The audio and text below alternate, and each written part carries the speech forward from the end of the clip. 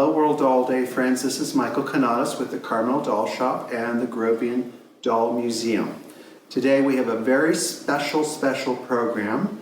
The members of the Carmel Doll and Toy Study Group have agreed to share their program on a Jumeau Summit.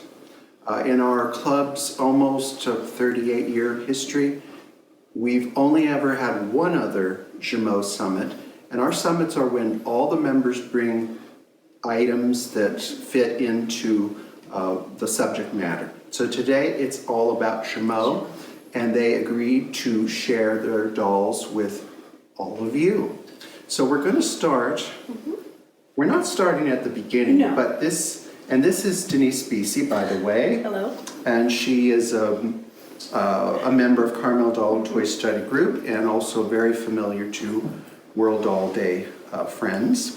But we're going to start with a pair of twins. And why is this important? Oh, we lost a shoe? Yes. Oh, here, excuse me, we've lost a shoe. Why is this important? This is important because Jumeau means twin in French. And here we have a pair of little Jumeau twins. A lot of the research that we're using today was compiled by Danielle and Francois Feimer. And when Francois was a very young man, he started to do research, and he kept hearing about this company called Jumeau. He thought, what's a Jumeau? It's a twin. It's a twin, It's yeah. a twin. Doesn't make sense. So we're going to start just by sharing these, and we'll come back to them later. Sure. Because we have to start in the Kind of in the beginning. beginning. In the beginning. Right. Okay, so we'll move on to that. Should we start at the beginning, Denise? I think that's a good place to start, yes. These are all very early dolls of the Jumeau firm, which was started by Pierre-Francois Jumeau.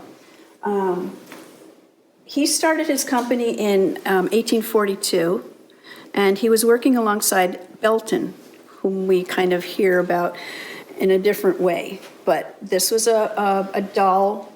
He worked with another doll manufacturer, and then he went in with Jumeau. Jumeau was from a family of cloth merchants, and so Pierre-Francois was peddling fabrics and cloth, and he met up with Mr. Belton, and they produced papier-mâché dolls.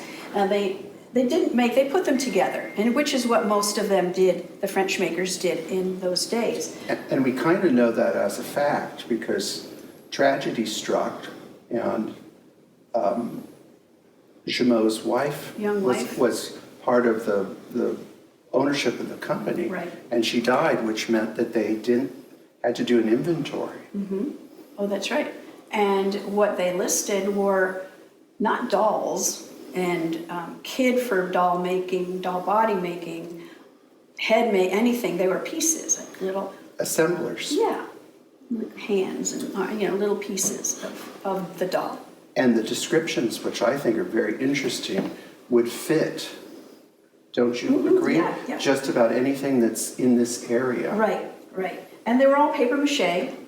And the paper mache heads or shoulder heads were gotten from Germany, and that was very common too for the French makers. Also, Belton and Jumeau made wax dolls as well. So the wax dolls they got from England. Importing. So they were basically assemblers. They were assemblers, and the bodies were kid or some kind of muslin cloth. And here we have them. Here's a kid one. And that could very well be a Jumeau product. We can only guess. But, I mean, isn't this really reminiscent of bodies Little that would French. come much later on porcelain heads? Yes, they look exactly like them. This one, and they were so innovative too. Pierre-Francois was an amazing businessman. And you can see that there's a slit in the head for inserting hair, which was pretty nice. He had luxury. This might have been one of his luxury. Expensive ones. Yes. But Denise, I don't know that here's the kind of the classic, what they would call a French paper mache, but this, you have to feel this because there's no way that this could have ever been exported. because it is solid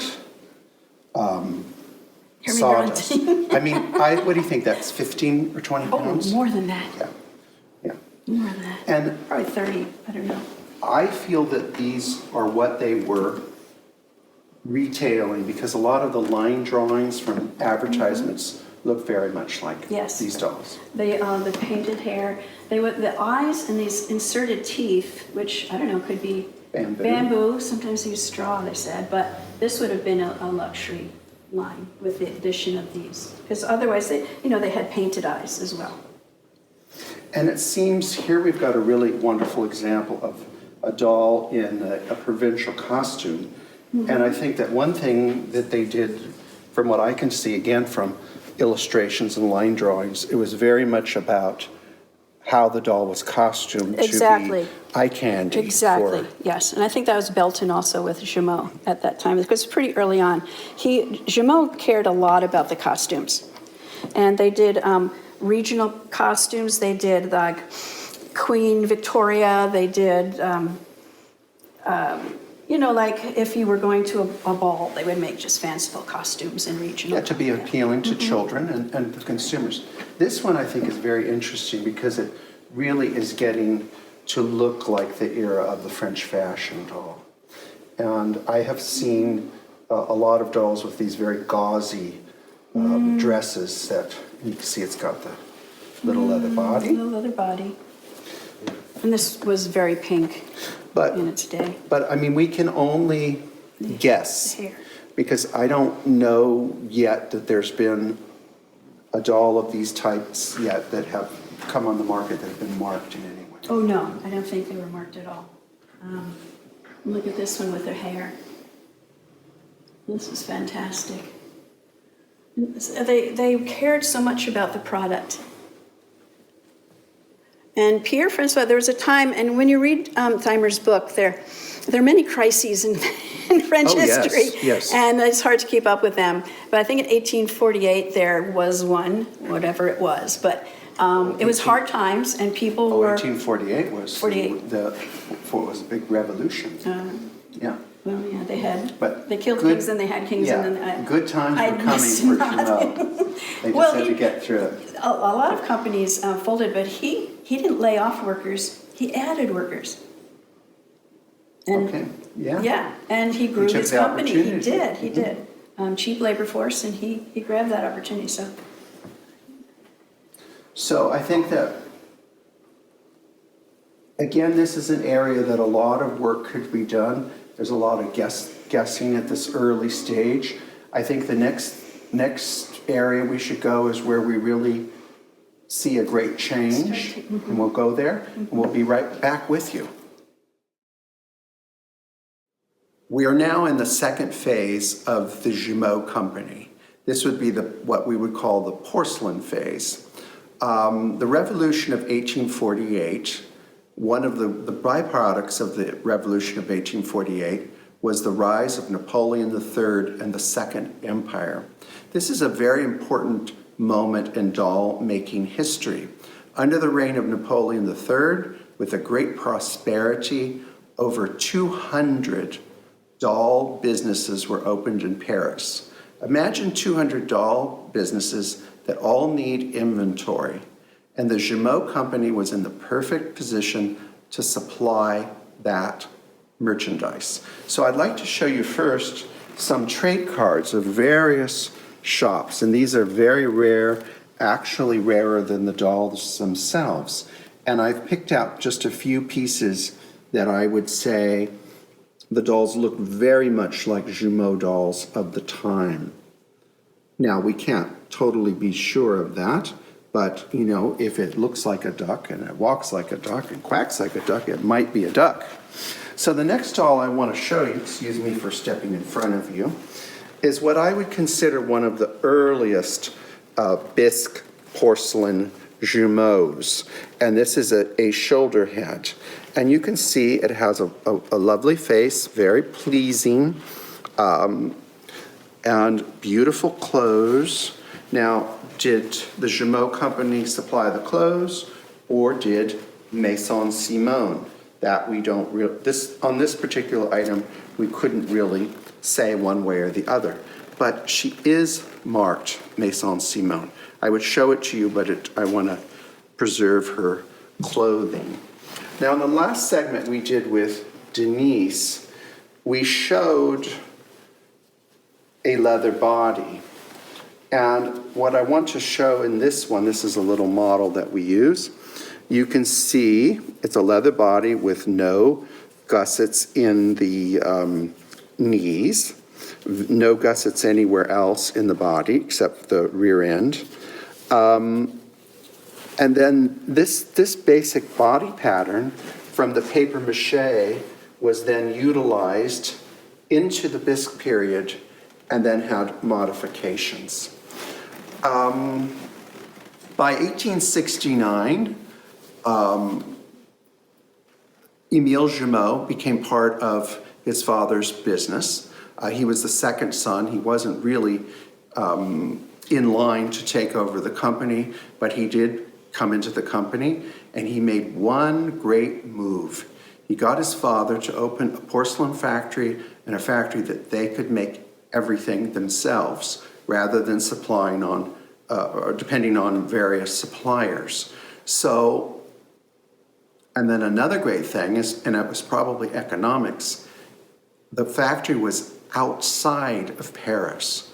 So when the Franco-Prussian War happened and the siege of Paris, their factories remained in perfect condition, which is after the war, then they were able to pick up where they left off, and their business really started to boom. So this is where we see all of these types of dolls, and all of the dolls here we put on the table, these lady dolls. I feel we could easily attribute them to Jumeau. And as I mentioned, we have shops that needed to have inventory. Here we have a classic Jumeau wooden body, and this is from the Enfant Sage, the Good Child shop in Paris. And she has a marked body, marked trunk, and a visiting card. So I'm not saying that Jumeau made this, and this is mid-70s, that Jumeau made these clothes, but they supplied the dolls. Now, the company was all run by men, and in 1874, Émile Jumeau married Ernestine Jumeau. And this is a very important part of the story, because behind every great man is a great woman. She came from a merchant family, so she understood business, and she had impeccable taste. And she would ultimately take over the costume dolls, where the dolls were made in the factory and given, simple undergarments, chemises, etc. She took over and created a workshop where they had fully dressed dolls. So in my mind, when I look at this particular costume with all of the fringe and the balls and the color combination, I see very much Ernestine Jumeau's hand in this. I also see it in this doll too, where she loved monochromatic. And this was probably the color of butter when it was new. But then you would see the monochromatic, then with the splash of color, with the headband and the earrings, which were, I'm sure, bright burgundy. Now, coming back from the time of Pierre Jumeau, early in his career, he started participating in exhibitions all over the world, which really helped promote the brand in Vienna and Philadelphia and Paris and in London. His son followed suit and perhaps even did it better. So we've talked in videos about this doll before, and I have her here as a place card because this is what we would call a World Exhibition Jumeau. Now, people like to date these at specific dates. I believe that they were made in at least 4 different time frames because they were for exhibits. For instance, there's a wonderful collection of them in Philadelphia, and they were left after the exhibition of 1876. They were used in Vienna. They were also used very, very late in the 19th century for an exhibit of by the leading fashion designers to create historical figures. They're almost always large, and this happens to be a French lady, and she probably was originally dressed as the Queen of France or something like that. But where the triumph of all time of the Jumeau Company is when they did their ethnic dolls. They did dolls representing India and the whole African continent. But she is part of that family of dolls. And then we're going to kind of, because of the way things are arranged, we're going to go out of order. And then here is a very late Jumeau fashion doll. And I consider this the smallest one I've ever seen. It is just teeny, teeny, tiny.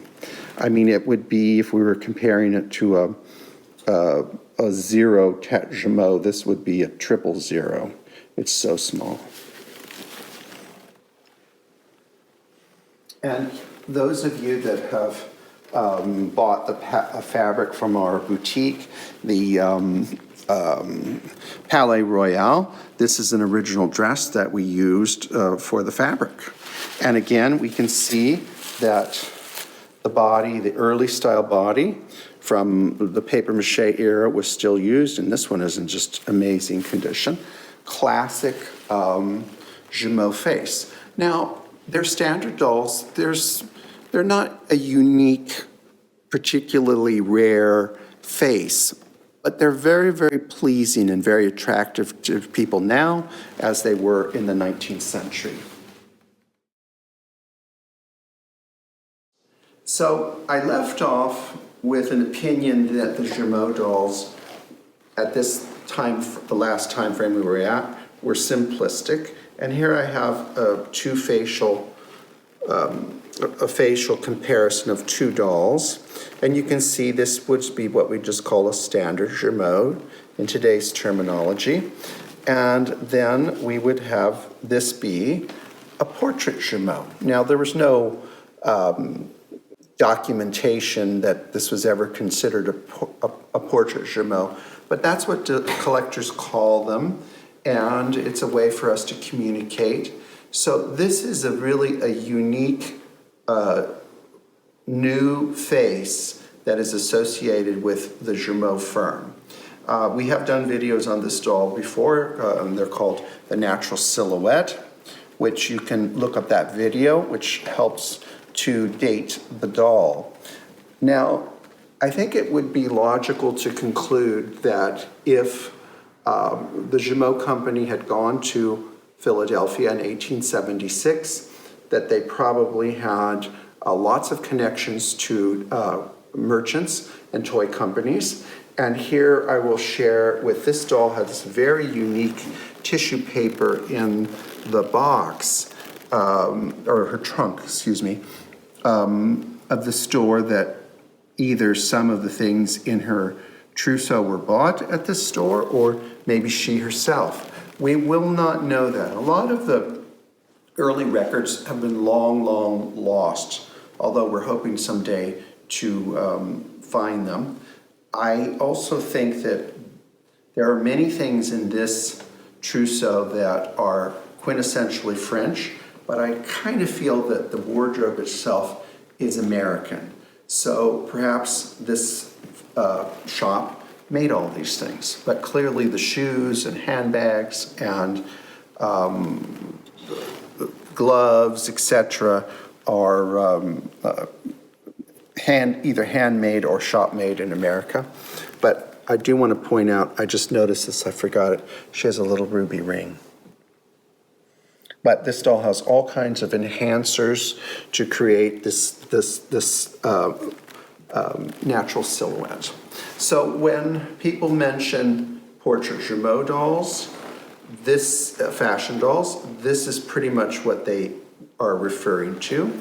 And what is very interesting about her, she's actually, for them, she's quite small. I think she's just 18 inches tall.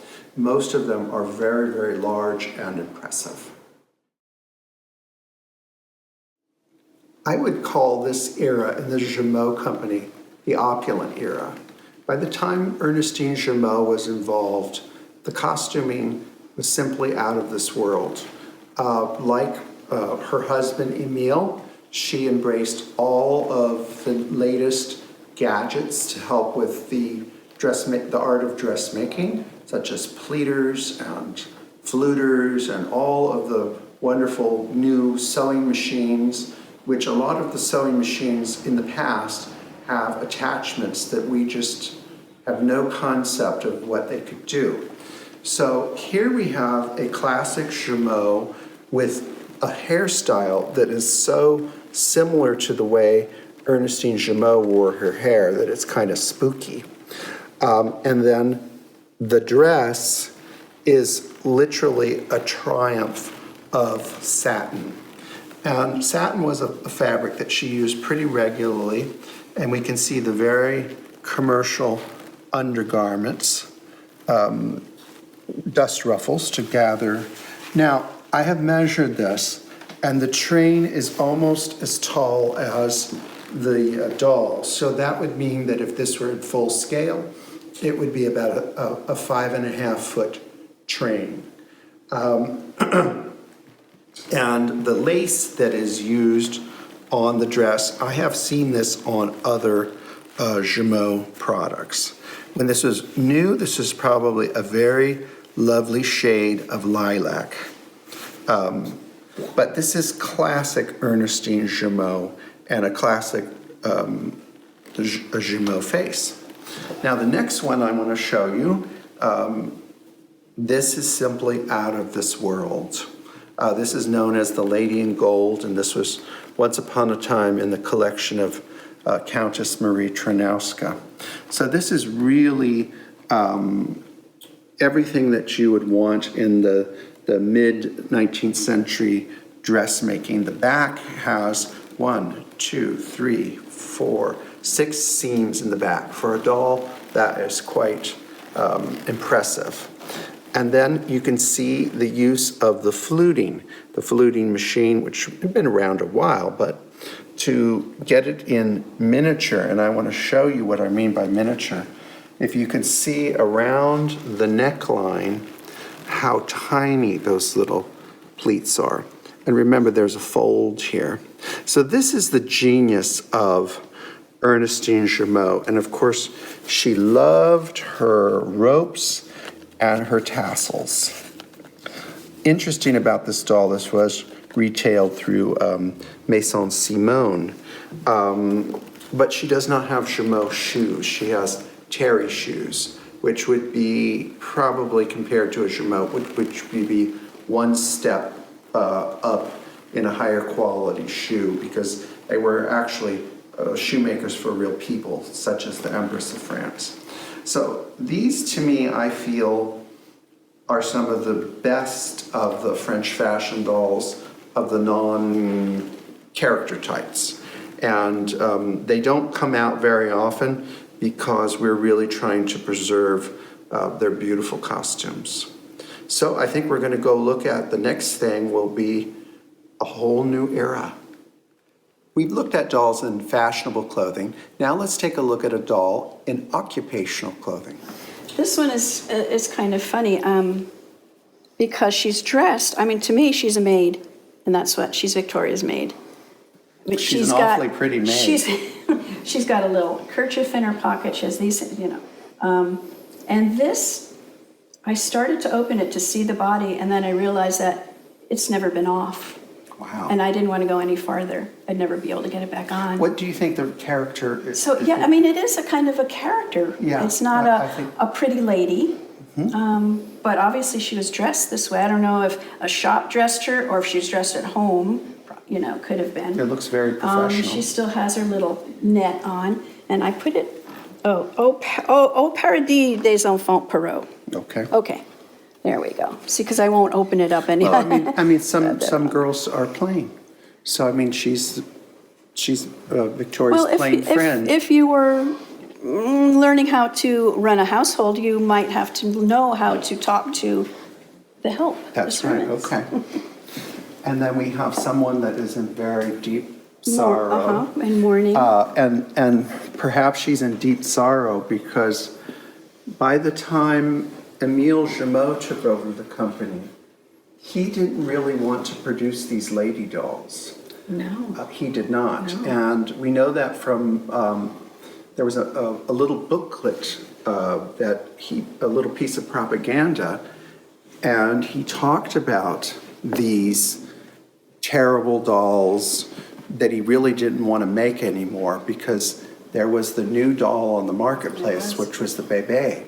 And if you really think about it as a business model, I think you would want to off these because they're labor intensive. And they're old-fashioned. And they're old-fashioned. So shall we go next to the new I think so. superstar of the doll world? I think so. Okay. Here we are at the birth of the Bebe, but Right. where did she come from? Well, she looks like a poupée, doesn't she? She like does. a lady doll. But yet She's- very different. And one thing that David pointed out when this doll came to us is the dress was on backwards. Yes. And this is an original dress, and normally I wouldn't take it off, except it was, someone put it on backwards. That gave us the opportunity to look at the body, and it's not marked on the back, which would be Jumeau Médaille d'Or 1878. So I would guess that this is pre-1878. Yes, yes. Because on the bottom of her shoes, could we Yeah. show them? There are little J's for Jumeau. But I think we can when we look at the face, we can see that this is just a hop, skip, and a jump over to the Bebe. Over to the Bebe. Now, I have a theory of why they wanted to move into these child dolls. And if we were going to make this body today, it would take a tremendous amount of labor. We have to turn the fingers inside out, then put little wires in them. It's a tremendous amount of work. Where with the Bebe torso, you take a piece of cardboard, you put it in a machine, pull it down, and you have half the body made. Right, right. So it's a huge, Slap them together. and it's a new product to sell. And it looks like a child, which is what everybody was starting to want. So isn't this interesting if we start with the first and see how The wraparound eyes. the wraparound eyes, they really haven't figured out how to cut them out uniformly yet. Or make them more childlike, I guess. I don't know. But this is new, Denise. Yes. If you're in a Yes. going to a doll shop in 1878, this is something that's out of this world. Well, we've talked about this little girl before, but we didn't show one of the most interesting things about her. And I'm going to take off her wig so that we can see. Now, we know how cork pates are glued on, and we know that the wigs are nailed on. And sometimes we see those nails. But this little girl has this wonderful little surprise. And who would think this tiny, tiny pate needed, That is a lot 50 nails? How many Yeah, are you could just see a little workman. Somebody really went to town on this and made sure that this wig was But not it's coming never off. coming off. And you know what I think is interesting about seeing this is, a doll with a damage. I mean, they could have had the damage the day they got their wig put on. Yeah, seriously. And it's a miracle that her head's perfect. with one all little that. bang, and you could have a little crack. And I have seen this on many bebes and poupées through the years. Well, I like how they all kind of come into the middle. Yeah, so they did at least get the concept of not hitting the rims. Right. Wonderful. Yeah.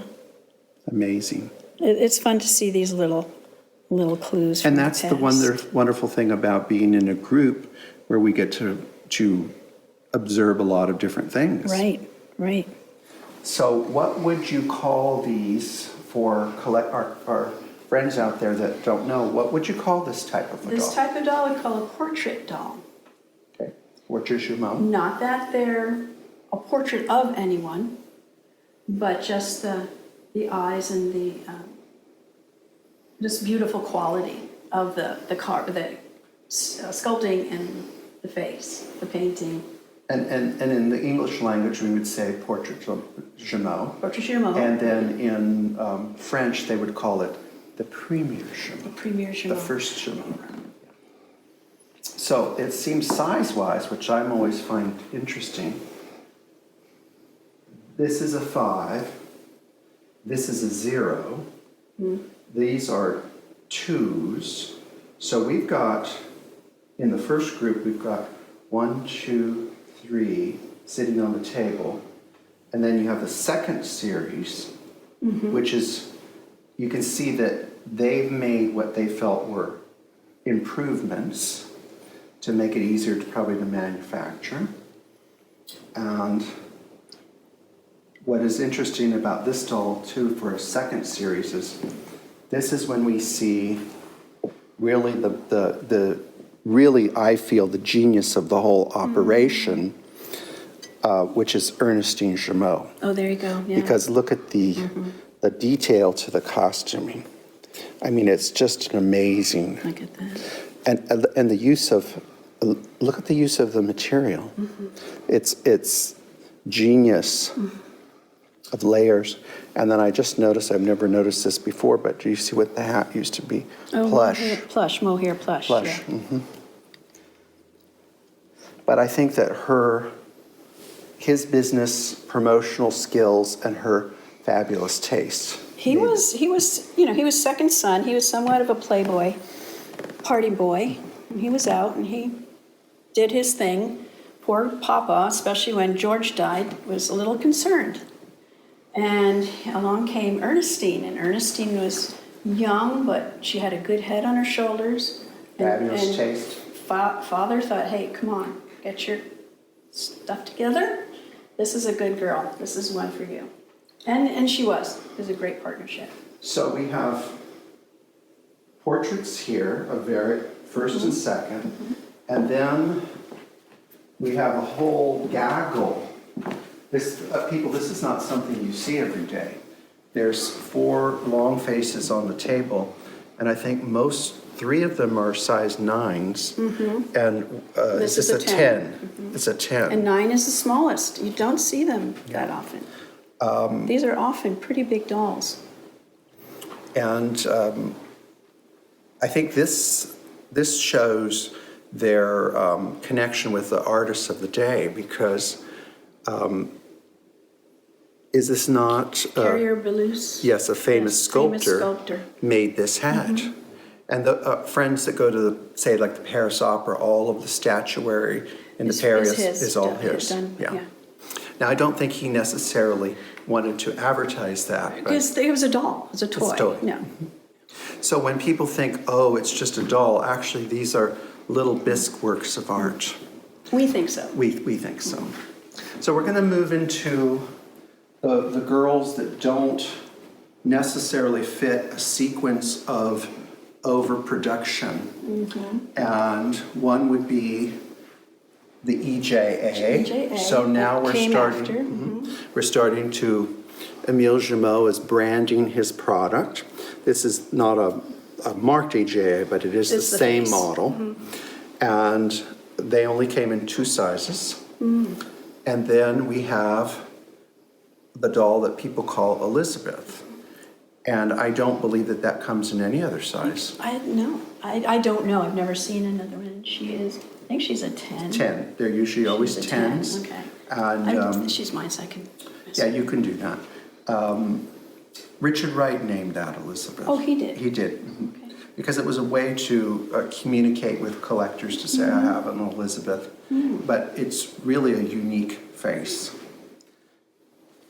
So I feel, Denise, I'm interested to hear your opinion. I think by the time we get to the EJ era, where they're marked EJ, various markings, they've got this down now.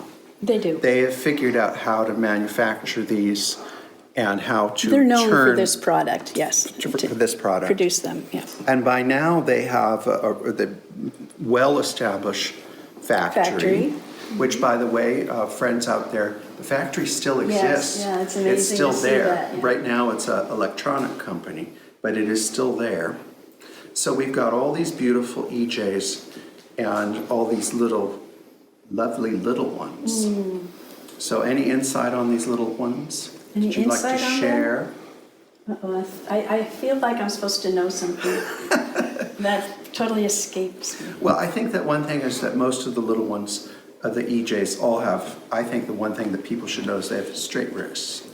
I've yet to see one with jointed, which I think is kind of cute. And really, as far as I know, most of the EJs have, bigger ones have straight wrists too. Yeah.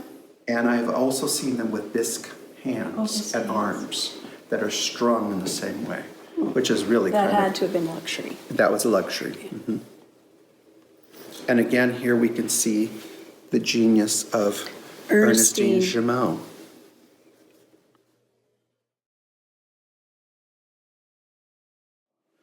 So Denise, I feel that the incised Jumeaus, which there's a lot of variations of their markings, but I think that they are some of the sweetest. I think so. They're one of my favorites. Are they your favorites? Maybe even the favorite. To me, they have smaller eye cuts, so they're a little softer. This one you can really tell. I think this one you can really tell. This one, Slight sleepy look. yeah, and I like that. And another thing I think is interesting is we're not seeing, and maybe it's just the club's preference, but we're seeing almost all blue-eyed dolls. We are. Yeah, isn't that? So that could be the preference of the club. Or just, she has blue. They all have blue. All of them have straight-wristed bodies. And this one, I think that this is an original Ernestine Jumeau dress, don't you? Well, I kind of thought it might be, and my clue to that would be this kind of rope, what I call roping kind of decoration. I think she did that a lot. She loved that. And I think so. I think there's a little bit of her style in the back. Oh, yes, totally. And it was probably a very bright pink when it was new. Beautiful. Can we look at one of the twins, because I want to show them what we mean by incised in the back of the heads. This one with it? I think this one shows up good. So this is what it means. So it's actually Buese, Jumeau, and then the little check marks, those are from the painters. After they did, maybe the eyelashes for one and lips for another, I don't know. And I don't know if that was just to keep track of their productivity. I don't think we'll ever really know what the meaning of that is.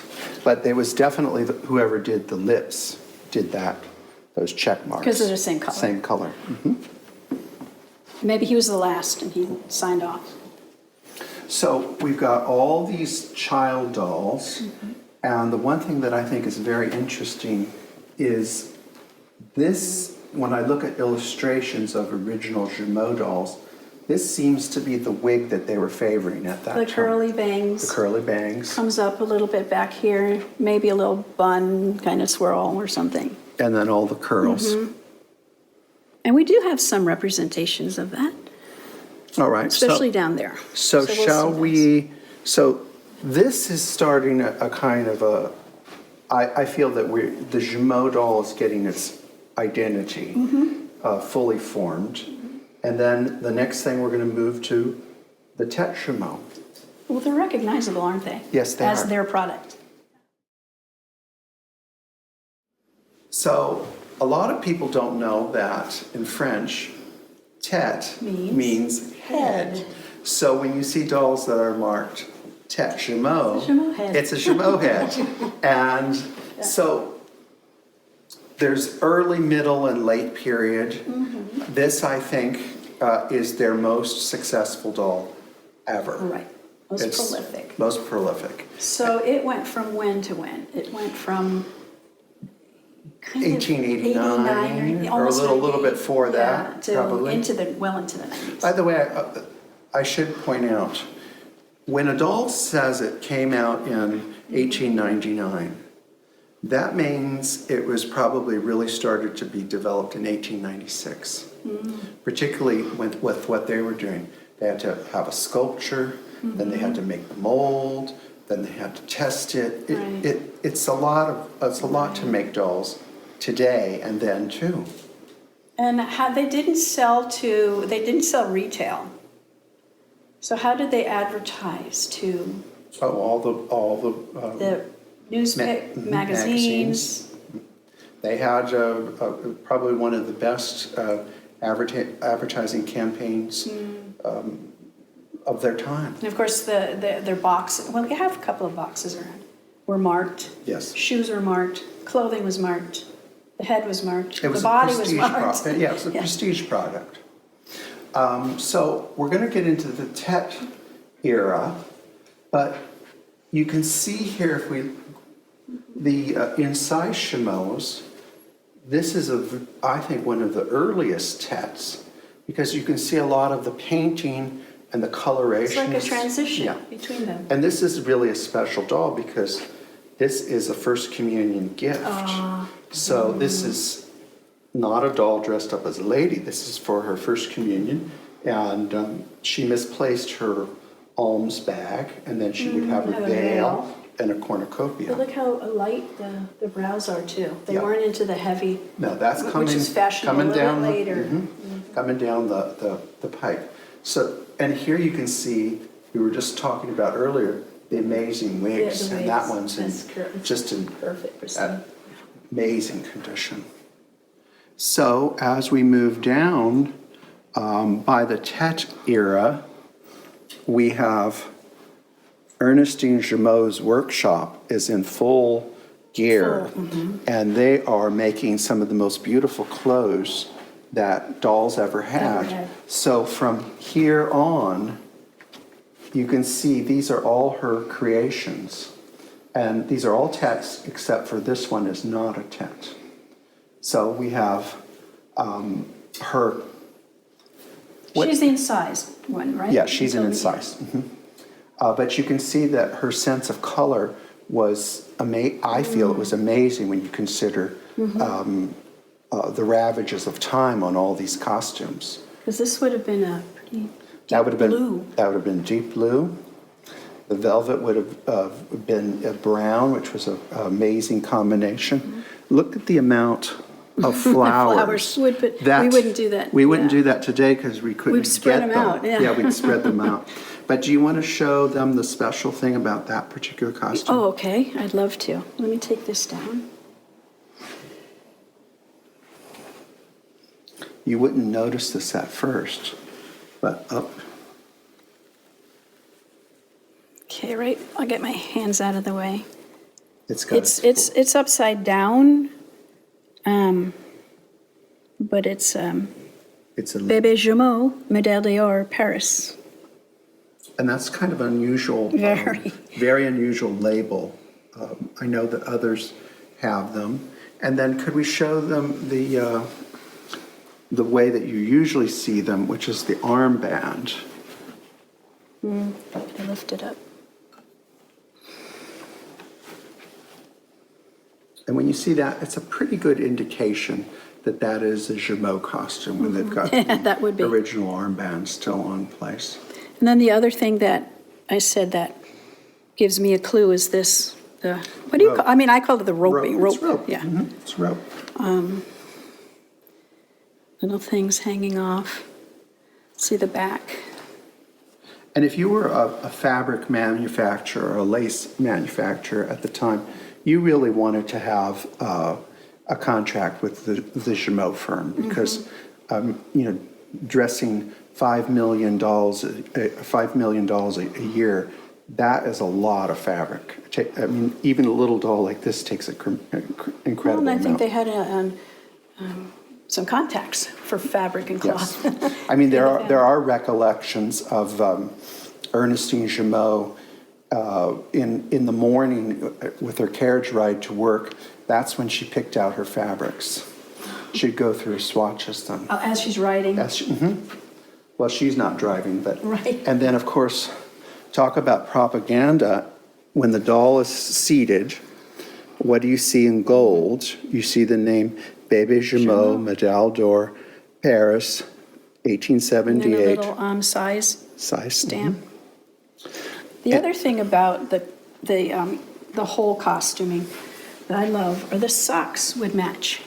I mean, it's a Yes. little thing, but it's a very cool thing. Oh, yes. These are blue. We got here, these are kind of the greenish, the moss color. These were the red color of her dress. And then These are blue. shall we show them this, the one in blue?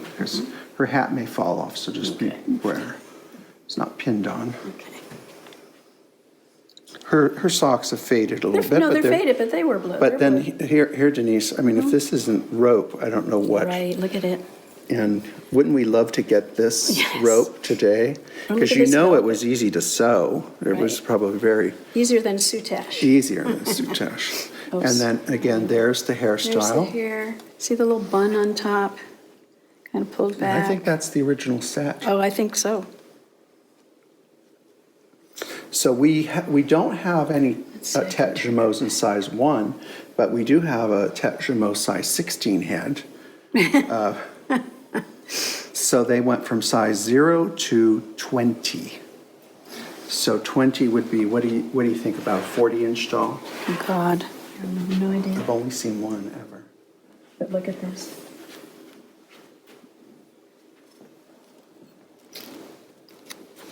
I just want to look at the stamp.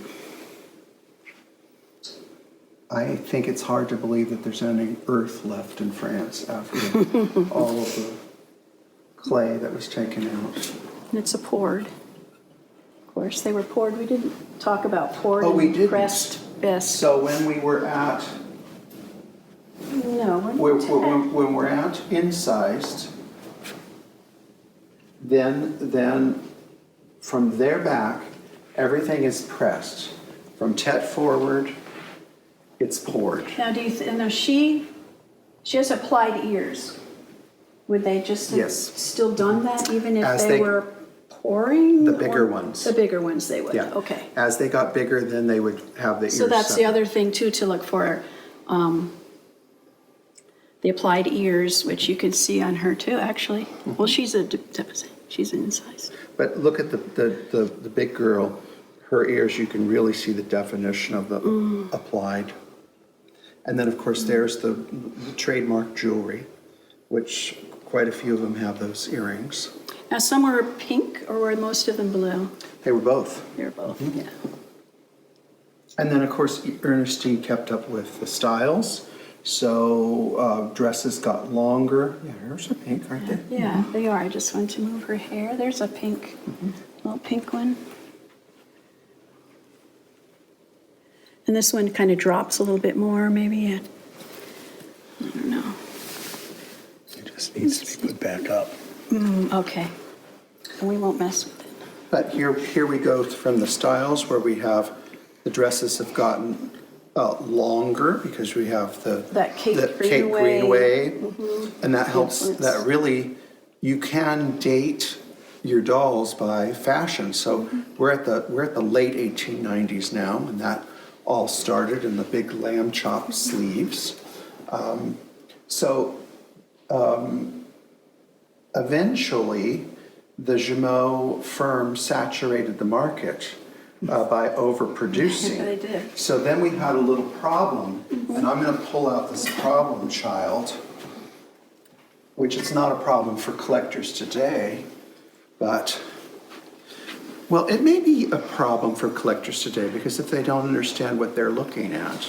So do you want to explain that? Right. So this is a Tete model from somewhere in the 90s. And there was a glut of production. They had too many dolls, but he didn't want to sell them at discount with his name on them, because why would he do that? Yeah, hurt his own Yeah. marketplace. So what they decided to do is take this tool, what I'm not sure what it looks like, but it had, maybe it was wound with cloth or cotton or something, it had an acid on it.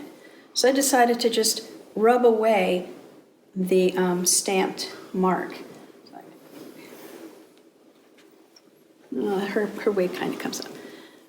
Okay, good. So here you can see what it looks like.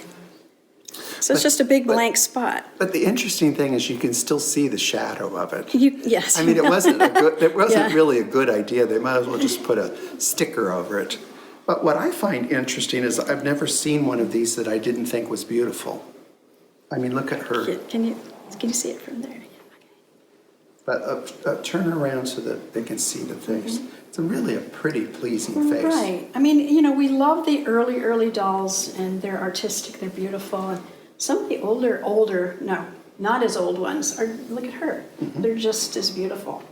And if you can find them all original, it's great. But if you can't find them all original, it's fun to have them, to costume them. And then here, I think that all of the other, well, no, we've got a couple, but here we've got, started to have the jointed wrists, which that was a feature for playability. And we haven't really talked about the bodies. And I have, just happen to have a little funny one that, here you can see what the fully jointed body was like. But this is something that you don't really, I don't think that the Jumeau firm by this point is that innovative. They're doing, no, they weren't Steiner. They weren't Steiner. No. But occasionally, they did do some innovation. So if you look at the eyes, they're classic paperweight eyes, except the bulge goes in the inside of the head. And they're actually sleep eyes. If I can make it They do. They do. They do. I don't want to force it. But that's kind of an unusual thing. Very unusual. And another little interesting thing, no There's mark. no mark. So this may have been made for a department store. Department store or something, yeah. And, oh, There's a hole there. I don't that had to be to pull to the hold eyes. it, to hold it in place. Yeah, for shipment. But here you can see the little jointed body, and it's a combination of the paper mache and the wood joints, ball. gesso, etc. So we've shown our audience rarely found clothing, original clothing, Right. but Ernestine Jumeau's. But here we have two of probably, they're not that easy to find. No. But these were the things that probably the most garments made for the dolls Right. were the chemise. The chemise. So would you explain to what a chemise means? Chemise means the undergarment that you would wear under your clothes. These look more like dresses to me. I don't know that you would put clothes over these. You What could. do you think? You could. You think you could? You Okay. could. But it's really a deluxe chemise. I Oh, mean, yes. It's over the top. Oh, it's not, yes. The other ones would have been made of a cheaper kind of gauzy material if they had one. They probably would have one and socks and shoes, and those would be called nude. Yeah. Yeah. Well, this would be considered a nude, if they were selling this would be a nude doll. Because it would have That's a chemise, no panties, right, no, yeah. and shoes and Shoes socks. and socks. But it was an opportunity for them again to Show say off. their name on the. And some were blue flowered. But of the two, this is the more unusual Yes. chemise. Yes, these you see, I don't, yeah. I've I've never seen one exactly. And I've seen this in, with this red or burgundy and with blue. And the thing that I think It's a is lot of work. interesting about this is, I think that chemise was made for at least 30 years. So it goes from the late 1880s on. Okay. Because we're not talking about this particular I doll guess I right thought that was now. mostly 90s. Oh, no, not the doll. Yeah, but no, I think they Okay. made it for a long, long time Okay. into the, Well, if you think about it, you've got the machinery to do all the pleating. It's a pretty easy thing to do. So this is, I think that I would, if I had a choice of having a doll, this is an option to have a doll in your cabinet or redressed. I'd rather have this. Have this, yes, Wouldn't you? absolutely. This is a beautiful doll. She's, no, you can't poo-poo a Tete. They're beautiful. No. So the Tete, she's a little bit, later, but she's all original. Look at this. No shoes and socks. I think it's a great doll. Yeah, but isn't that a wonderful fabric? Yes. Yeah. We need it. We need it. Okay, we need it. We've traveled down. We've traveled through time. When I look at these open mouth Jumeaus, what I feel is I try to remember the joy that collectors today, this is usually their how they begin their Jumeau journey. I did. Sure. Which was with a beautiful open mouth Jumeau. But what I think is interesting is they are so quintessentially French. And the improvement, and here we finally get to see some brown eyes. Isn't that interesting? Yes. Both of these. And of course, in this group, I realized that we need to have a little more diversity because this is the first doll of color that we've seen. Right. Even though the Jumeau company Made them. made lots of them. And I think that her little skin tone is great. So we've got 3 brown-eyed dolls, but they're not just, they're very unique because these are practically green, don't you? You see a little green in there? Maybe kind of hazel. Hazel, yeah. I think maybe these kind of look hazel as well. Because there's a little bit of other color, like dots of coloring behind it. Very, very, very pleasing color. And of course, collectors today favor the dolls with closed mouths, except these dolls Were more expensive. were more expensive because it's harder to make, to cut out the mouth. The mouth and then. And then put the teeth in. And I think that this group, all of them have their porcelain teeth in their, still in their little mouths. And they're 6 across and not 5 or 7 or something. Yeah, and beautifully done. Yeah, and they have, these wonderful Jumeau eyebrows, which are the fashion. The open mouth is a fashion, the eyebrows. And our viewers, please look in World Doll Day. If you go back into the archives, we have some film of the Jumeau company at the time that they were making these, which is it's fascinating to see how quickly they make them. But these were beautifully made and sturdy. Feel the solidness. So they had some great playability. And I think here we're seeing less of the fancy costumes, although there are some. I think it was more of children's costumes. We're getting into now natural play. Right. And this could almost be a Kate Greenaway. Oh yeah, kind of style. totally. And then this really big one, she's got an heirloom dress, which was a very popular thing. Christening or something. Or the little girls Child. as she outgrew it. And of course, these two have mohair wigs, but then this era, we're starting to have the human hair becomes popular, have human hair wigs. She probably had curls. And it looks like she had a little haircut. Yeah, a little haircut. Which kids do that. I did it. All right, so I think that we've gone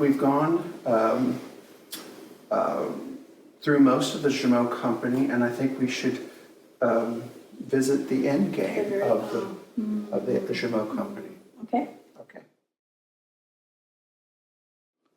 Denise, one thing that I think is very interesting about this profession, back 100 years ago, or 120 years ago, 150 years ago, it seems that there's about a 30-year window that people would be in the doll business.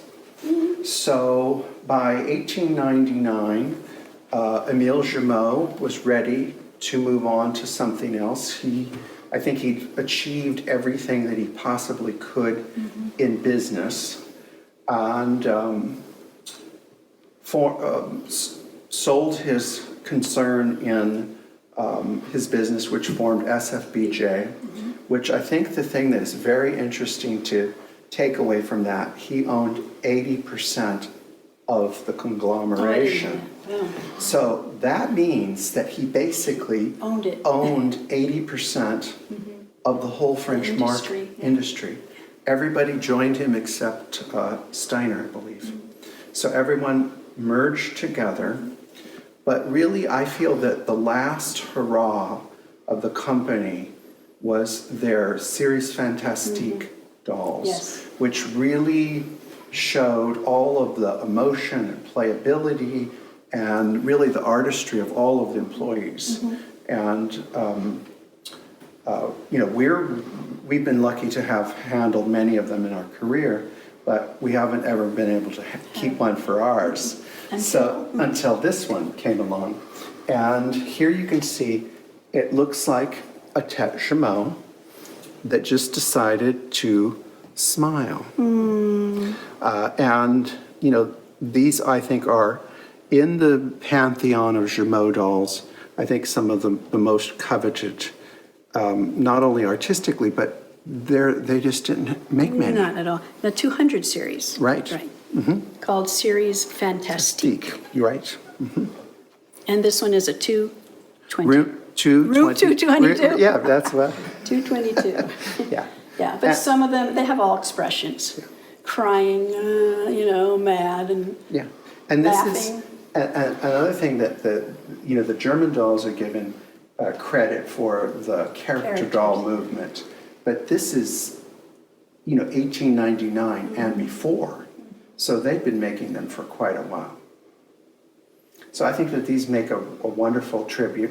We're not going to go into the SFBJ era because that's a whole other summit, isn't it? Oh, that's that's a different story. Yeah. All right. We're going to have to end somewhere. Yes. This is a great place to end. He's beautiful. All right, World Doll Day friends. I hope you've enjoyed this presentation, and we will be back later to share more with you.